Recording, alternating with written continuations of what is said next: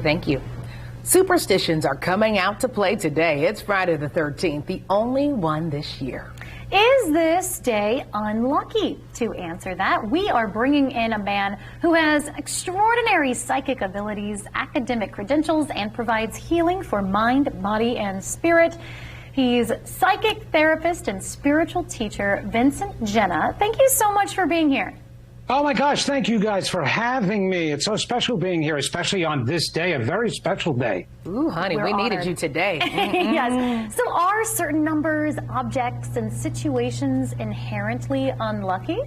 Not at all. Everything is good and positive. We needed humans to make things unlucky because we create the bad luck. There's actually in this universe no such thing as luck. We're in an orderly universe, and you cannot have randomness in orderliness. Your bodies, the entire universe itself, everything has its place. We created games of chance purposely to create luck. And besides that, we also needed excuses. So instead of thinking that we're the cause of something negative happening to us, we'd rather pass it on to either a person or a situation or now a number. When in actuality, in numerology, numbers are very powerful, positive, and sacred. So no, there is nothing inherently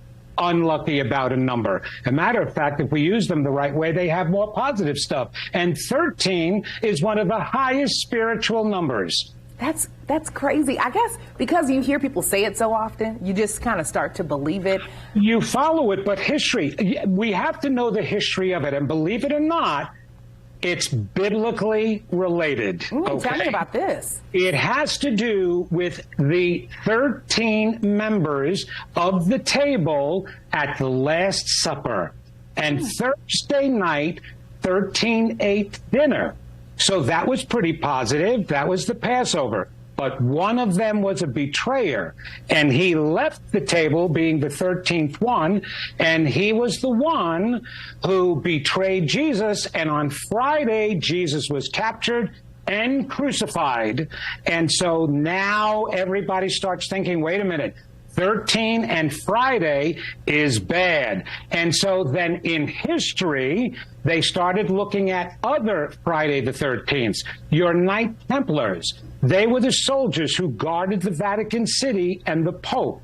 Well, they were all imprisoned and killed and slaughtered on a Friday the 13th.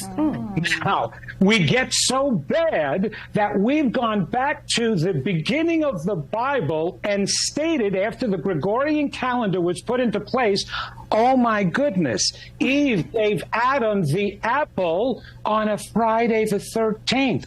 I don't know how they figured that out.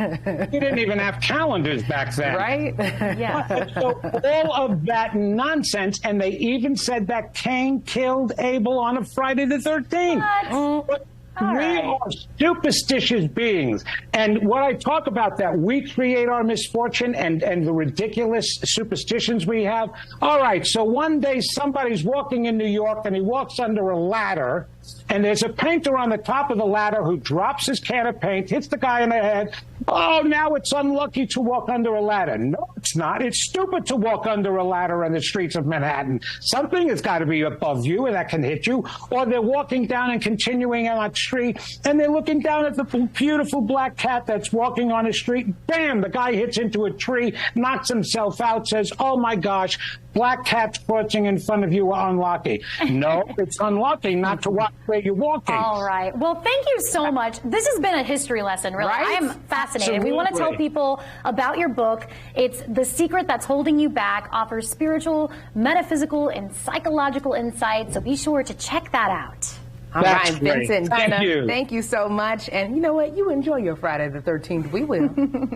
Absolutely. It works for me. I'm on the show, aren't I? Well, something else we